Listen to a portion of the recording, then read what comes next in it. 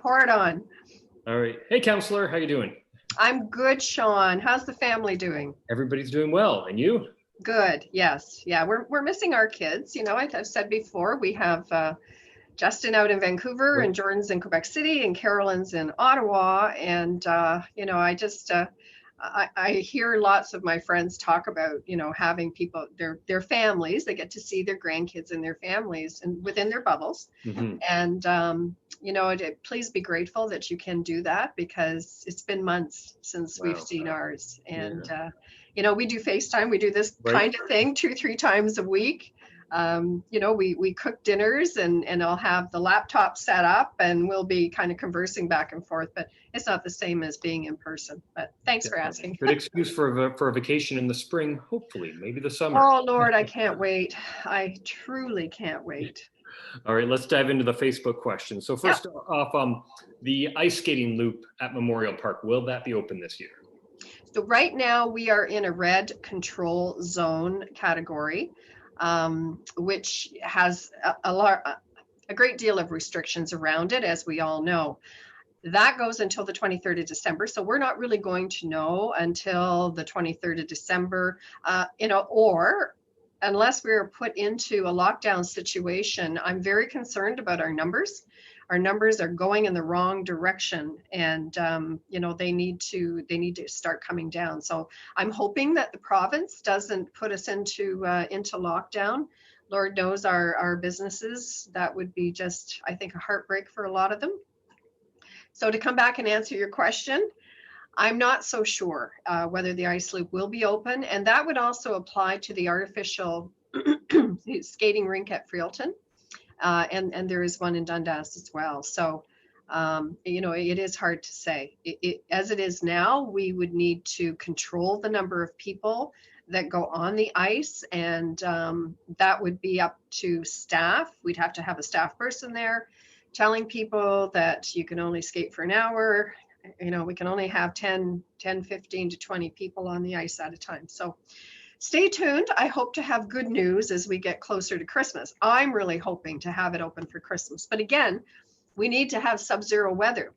Right. You know, if it's warm, and it's been wonderful having the 10 and 12 degrees, but quite frankly, if it keeps warm, we can't have the ice anyway. Lots of questions about roads. So the first one, any details of Parkside Road widening, specifically from Avonside to the new roundabout? Is Parkside widening? Yeah, so that's part of the bypass. And that is going out for tender in 2 weeks, I believe. The stretch that's going to go from Center Road, right above the North Lawn Survey, just before Joe Sam's Park. And that part of the bypass will go from there, and it will go over to Alexander Place, and then it will curve down to Parkside. Parkside will be widened to 4 lanes, and it will have boulevards, be completely urbanized. It'll have boulevards, it will have bike lanes, it will have sidewalks, and it will connect with Avonside, and there will be a traffic circle at Avonside. Okay. Yeah, so there will be a circle there, yeah. So you won't have to so there'll be a traffic circle there. Yeah, so you will no longer necessarily be able to go straight along Parkside to the bypass. There's going to be a restriction there in terms of traffic flow. So really, the people currently that live between Main Street and you know, just over to where just past Victoria, I believe it is, and Connins, they're going to have hardly any traffic at all going by their house. You'll have to go around them and up and around. That's right. Yeah. Okay. Yeah. So that will be out for tender in the next couple of weeks, and then construction is slated to start in June. They are going to be starting to take down trees along Parkside that are in the boulevard area. They're like shrub trees. So they'll be taking those down between the tracks and over to Avonside. And then the services will be coming in to do some locates, which means your bell, any gas lines that are there, any electrical lines that are there, hydro, like, you know, all of the services, Cogeco, Bell, and they will all be moving and relocating their services. So that is the preliminary work that happens, and then the actual construction should start around June. So then obviously when the bypass is complete, that'll alleviate some pressure off Dundas Street, right? Oh, it will, because traffic, I mean, it's not so heavy right now with COVID, but it is climbing back up there. And so traffic that is coming, heading west on Dundas Street will now be able to turn up Avonside and get over to Center Road. So they'll come right off Dundas Street, and there won't be the same amount of congestion going through town. Speaking of Dundas, can we fix the potholes on Dundas? Yes. Did they say a specific area? Because I'm thinking that they're talking about from the Mill Street heading east. Near Marciano's? Yes, yes. Okay, so yes, in that area. That is slated to be completely redone, and I believe that's going to be next summer. Okay. There'll be lots of construction next year. Lots of construction. All right. A lot of people, let's see, we'll get into street parking on John Street. West is dangerous. Why can't tickets be given at hydrants too close to intersection at Hamilton Street? John Street. Oh, I know. Yes. Okay. We don't get the complaints on John Street. You know, I mean, people complain on Facebook, but you need to actually call our office, because if our bylaw do not hear any complaints, okay, they're not going to go out there, because it's all complaint driven. Our bylaws are all complaint driven. We do not have bylaw people driving around looking for infractions. So if there is something that you're bothered about in terms of parking, let us know, because certainly we get a lot of parking complaints in Waterdown, and we do address them right away, either through bylaw or, as in the case of the waterfalls, we have actually put in totally new parking restrictions, and tried to work with the neighbors on making life a little more manageable for them. So please, if you have a complaint, call my office or call parking, go to the city's website and go to parking, and all the phone numbers are there. And speaking with streets, somebody asks, is it possible to have a no right turn on a red light on Mill Street? So if you're on Dundas, making a right on Mill Street going north, somebody's saying it's very dangerous to turn right there, because I'm assuming all the cars coming up Mill Street. So yes. If somebody has a complaint or has a suggestion to change traffic lights for no red turn, would that be also done through the city, or do they contact your office? Just send me an email. You know, again, I, to my knowledge, have not received an email requesting anything about a right-hand turn there. We do get lots of requests to change the lights and the formation at that intersection, but the right-hand turn, that would probably require taking out that entire lane, which would just add to the congestion on Dundas Street. So I would be hesitant to do that. My best advice is if you are making a right-hand turn and you get to that intersection, don't try and beat the traffic coming through. Sit there, wait your turn, let the traffic go through. And if you do that, then you go when it's your turn. Good point. Yeah. All right. And then internet for rural areas need to be addressed, especially now with the number of people working from home. Yeah. So any updates on internet? Yeah. So Bell, and I've talked about this before, Bell has invested $400 million into the city of Hamilton in expanding their internet so that the rural areas will have better capacity. The federal government has also announced some funding, and I believe the provincial government has also announced some funding through MPP Donna Skelly. And, she really has this on her radar. Donna and I talk every 2-3 weeks about all the issues in our area, and we help each other. What is it that we need to focus on? And I know that rural internet is a big one.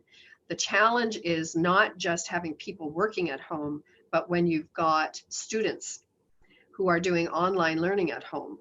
And in some cases, you may have, two parents in the house who are needing to connect their internet because they're working from home. You may have a university student, you may have an elementary school student, and you may have a high school student. So that puts a real challenge. I know I live out in the rural area in Carlisle, and one of the reasons I'm always at my office at City Hall, which is where I am today, is because I don't have the rural bandwidth where I live to be able to participate in all of the Zoom meetings, and I'm in 5 or 6 a day. So I need to be able to come down here to be able to work effectively. So, but it's going to take the Bell. I know the Bell infrastructure, they are saying it's going to be 4 years. They will have Ancaster almost completely done in the rural area, including the rural area of Flamborough. Out in the west end of Flamborough. That is supposed to be done, I believe, by next summer. They'll be starting on the rest of Flamborough, and then they also have to do Glenbrook area. It's a big rural area. So over the course of the next 4 years, they say they'll have it done probably around the end of 2022, 2023, and then they will start offering packages out to anyone who wants to become a customer. Now, this is not going to be free. It's just like when you go and buy an internet service package now, only there will be more availability and it will be better internet connectivity. Hopefully, that's what we're working towards. Cool. All right, other topic. When will the basketball court be finished at Memorial Park? I thought it would have been finished by now, so I'm not really sure what the holdup is. The fencing is up. I think they just need to put the lines down, and it may be because it's just been too wet to paint the lines in, and perhaps with the cold weather, although it was nice and warm last week. I'm just speculating at this point, but I can certainly find out. Okay. And then a couple of people asked about sidewalks. Any plan for Carlisle sidewalks? We had heard sidewalks are planned to continue to Courtcliff and to the schools a couple of years ago. And then somebody also, so that's in Carlisle sidewalks. Somebody also asked about Flamborough downtown Waterdown sidewalks. Flamborough? You know Flamborough? Is it Flamborough Road or Flamborough Road? Where the car wash is. Flambeau. Oh, down there? Well, there are sidewalks there. Oh, there's the answer to that question. That's easy. Let's talk about Carlisle. Maybe they don't live there. Maybe they just drove down the road and I don't know. Okay, but yeah, so in terms of Carlisle, and I've answered this question quite a few times. It is frustrating. I know even when my boys were went to Balaclava in public school, which was probably about 15 years ago, we had been asking for a sidewalk then to connect to Mount Carmel and to Balaclava from Wood End so that, they could ride their bikes. So the big challenge there is with the bridge. There has to be a pedestrian pedestrian walkway that is separate from the traffic on the bridge. So the actual pedestrian access has to be along the part of the bridge. That will happen when that bridge has reached its end of its lifespan and is to be replaced. And that's going to be in probably not for another 10 years. So the city cannot put sidewalks in leading up to the bridge and then have people crossing the bridge. If anything happens, if the city did install and didn't complete that in one process and someone got hurt, then the city is liable, and it could be liable up to $1 million or more. So, we cannot put those sidewalks in. Now, the other area that they're talking about is over to Courtcliff Park along Carlisle Road. For anybody who lives there or anybody who drives there, take a look the next time you drive to Courtcliff Park along Carlisle Road. And there are actually 2 sections of bridge there. And again, on either side, it drops straight down into the water. So there is not enough room to widen that bridge, the 2 bridges, to be able to put in a pedestrian walkway, nor is there room to put in sidewalks. And so that is the challenge because it is green belted. It is just outside of the rural settlement area there, and it's considered environmentally hazard lands. And so we would not be allowed to build any infrastructure other than a road and a bridge on that section. And we can't go any wider on the bridge because there just isn't any dirt there. Somebody also asked, can we get lights at Joe? Is it Joe? What's the dog park? Joe? Oh, at Joe Sam's Park. Joe Sam's Park, yeah. Are there lights there at night? No, there's lights in the parking lot. And but not in the actual dog park. So what we have done is we've asked staff to change the timer on the lights, especially throughout the winter, so that the lights will stay on until at least 9 o'clock. But to actually, and again, Joe Sam's is a rural park. It does not have all the infrastructure in there. There's no water in there other than a well. So it's very difficult to put in irrigation. It's very difficult to put in washrooms. You know, the only well, and it's not a very large well, services the concession stand that's in there. So we are looking at that. Again, we have to put that in the budget because it is a considerable cost. But, you know, I'm not so sure that people would be happy having lights there. Okay. Yeah. And then can we stop allowing parking on both sides of the road in some areas? So Which road?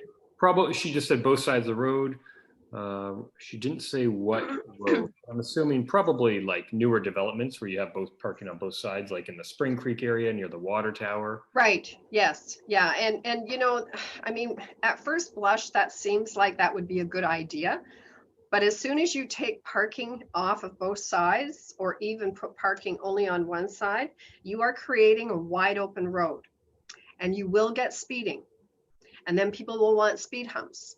And then the people who are living in the homes where the speed humps are going to be located will not be happy, and they will not want the speed humps there. So we have the parking on both sides of the road to create traffic calming. It is to slow cars down. Yeah, it's not necessarily a good thing for two cars to be able to pass each other in a heavy residential area when you've got children. Mm-hmm. Cars need to slow down. You know, and I will say this emphatically: if you live in a neighborhood where there are lots of children, stop speeding, slow down. You know, these are kids. Mm-hmm. So really, we just need to be responsible adults and just not drive so fast in these heavily neighborhood areas where there's lots of residents. Like Spring Creek is a perfect example. Mm-hmm. Throughout Mountain View is another perfect example, right? Nesbitt, in the area that you live in. I mean, these are all perfect examples. Yeah. And then can you provide information on the retirement home planning permission that was submitted to council for Dundas, south side of Avonside? Was there a retirement home? Dundas, permission for Dundas, south of Avonside? Yeah, so there are plans, but we haven't, I don't believe we've received a formal application yet.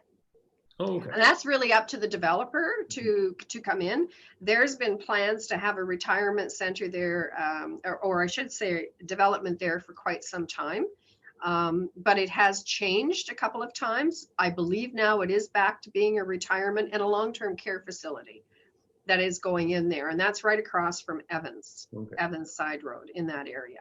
Speaking of building, the corner of Dundas and Hamilton Street, I called the number on there.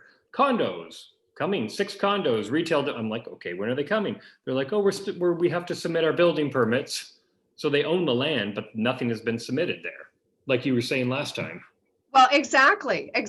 So the city is not holding anything up there. That particular property at the corner of Dundas and Hamilton Street is owned by the same people who own both of the plazas on Hamilton Street. So they own all of that, including that corner. And, you know, they've been telling me for 6 years that they are going to build that building, which is on the sign that you've got there. And, you know, people keep asking me, when is it going to be built? There's a phone number on the sign. Please call it. Just like Sean did. Call it. It's not up to the city. We cannot force people to build, and they won't take the old gas station down, because as soon as they do that, they have to build within 2 years. Okay. So as long as they follow the bylaws, and they are, you know, I think it's a scourge on our downtown. I'm extremely disappointed with this developer, and I will say that publicly. But, you know, the other thing we have to understand too is that with COVID, a lot of businesses and developers who have buildings are being hit very hard because of the bricks and mortar. And so we don't know what the financial situation is of a lot of people, and we need to be a little compassionate and considerate of that. So, yes, I think it's a scourge in our downtown, but on the other hand, there may be extenuating circumstances that are making it very difficult right now, financially difficult for that building to be built. But I'm not happy about it either. And somebody asked on another topic, wondering if there's any issue with a balloon display being put up at Memorial Park for Christmas. Not sure it will actually happen, but wanted to confirm this was an issue beforehand. A balloon display? Memorial Park? A balloon display? Hmm. Sorry, I've not heard about that. That answers that person's question. Yeah, I do believe though that initially, so we had 2 requests come in the last couple of weeks. One from a service club, and that came in first, and then there was some private citizens that came in, and they each wanted to do a drive-through Santa type of event. We were told by staff, no, it was not being allowed because we were now in the red control zone. And so that information got passed on, and there was information on the city's website that I believe said the same thing. Now, the one private group that came through, they pushed a little bit on it, and I'm thankful that they did, because we went back to staff and I said, look, I went to the general managers and I said, I really think we need to reconsider this. People need to have something to celebrate at Christmas, and children especially, so can we reconsider this? So they have reconsidered, and because the service club came to us first, and I believe they're planning on something for at least 3, if not 4 Saturdays in December, some sort of a drive-through Santa. And so they now have permission to do that, and they are going to go ahead and do that. So I'm excited about it. I don't know any more about the plans than that, but I encourage people to decorate your homes and, go a little crazy this year with the festivities. I think it's really worth it. I will say, if I can just slip in here, that in Carlisle, the Carlisle Optimists, they decided, because we couldn't do the Santa Claus parade this year, the Flamborough Santa Claus parade, which they always have a float in, they decided to take all the 6,000 lights that they had from their float, and they decided to decorate the 4 corners in Carlisle. And so last night they turned the lights on, and honestly, folks, go for a drive after dinner, take your kids and drive up Center Road and go to Carlisle, and you will see Christmas trees and decorations at all 4 corners in Carlisle. And the Memorial Hall in Carlisle is beautifully decorated like a Dickens Christmas. It's like a good old-fashioned town hall decoration. So my thank you to the Carlisle Optimists for doing that. It's just a wonderful show of community. We'll take Presley for a drive there tonight after her karate. Please do. Please do. Yeah. And is it too early to put out chairs now for next year's Santa Claus parade? Oh, Sean, I'm not even going down that road. Although I will say I do love that tradition that we have in our little town. And, it sometimes is a bit of a surprise to people who are new moving in. No, I wouldn't put them out right now. I would kind of wait a bit. Maybe like a month or so. Fine. So obviously, we always get asked, the road, like where Stryker is that going to be Clappison Drive? I think it is the connection from Dundas. Yeah, you know what? I drove back there last weekend, and one of the barricades was down, so you could drive straight through. It's paved.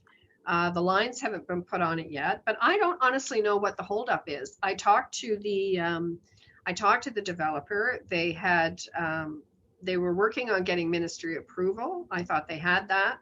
They had registered their plan as subdivision, which includes Stryker and all the other development parcels.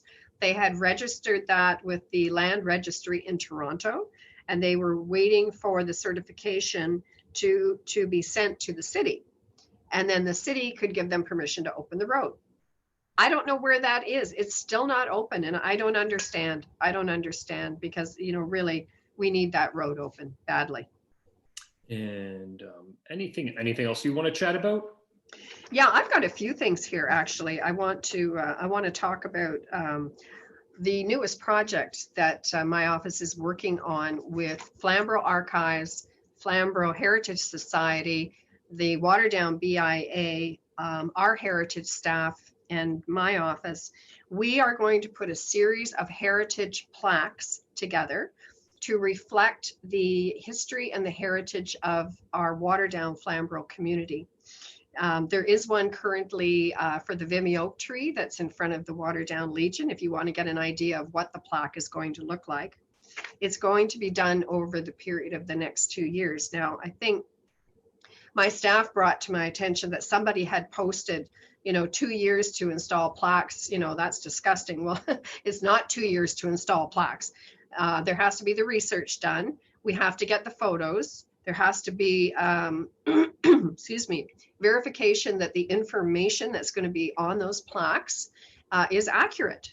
So we'll be working with the archive, Flamborough Archives, which are located in the Waterdown Library with Lynn Lundstrom, does a great job.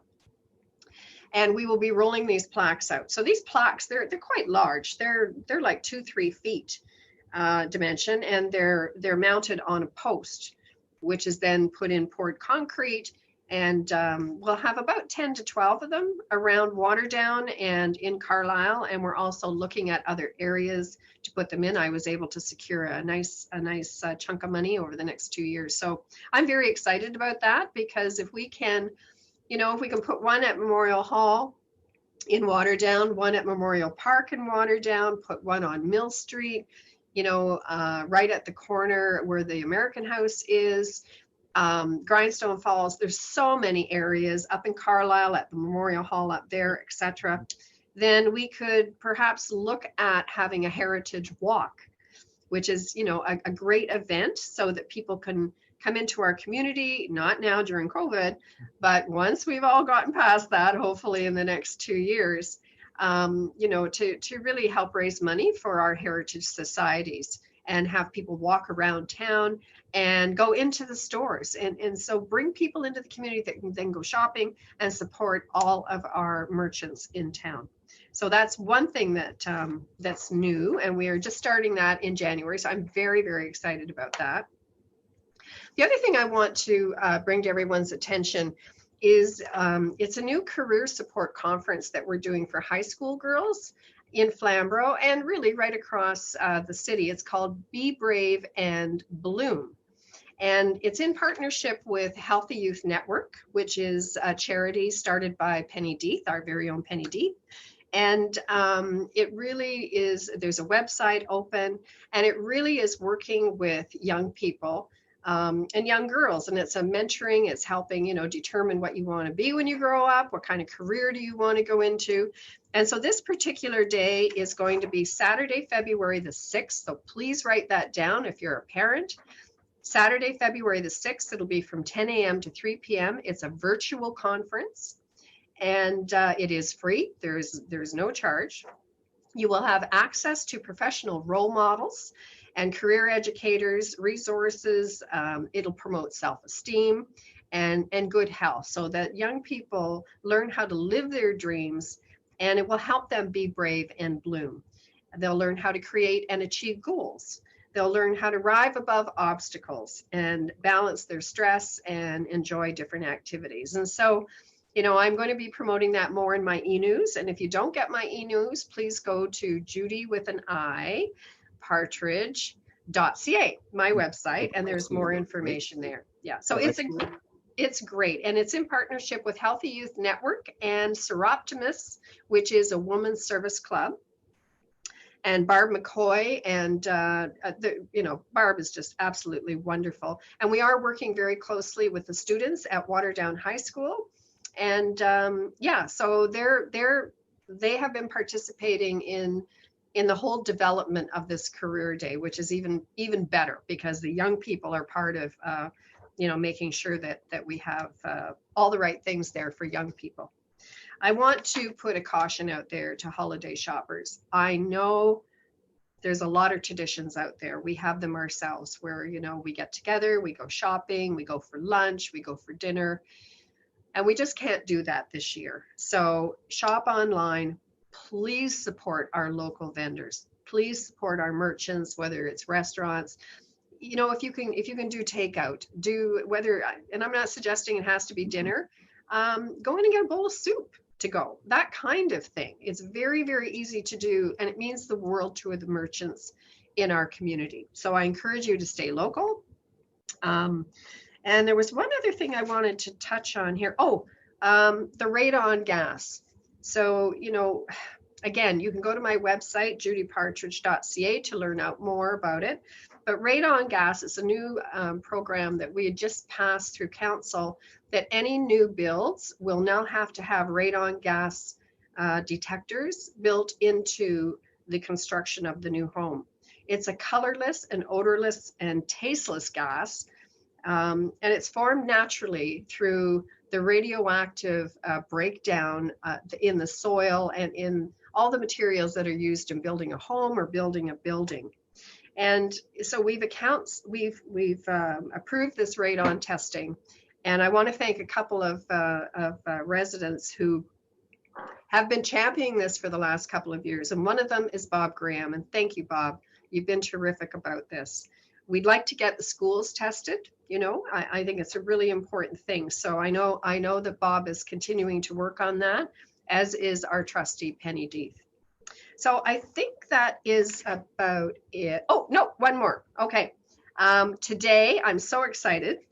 We are having new games tables installed at Memorial Park, courtesy of the Rotary Club of Waterdown. And again, Rotary, they've been fantastic partners. I'm going to shout out to Gary Flood and Sue Collins, who have really been moving mountains to get this done. And when I say gaming tables, you'll be able to take your own chess figures or your own checkers, and you'll be able to go and use these game tables. They're going to be there all year round.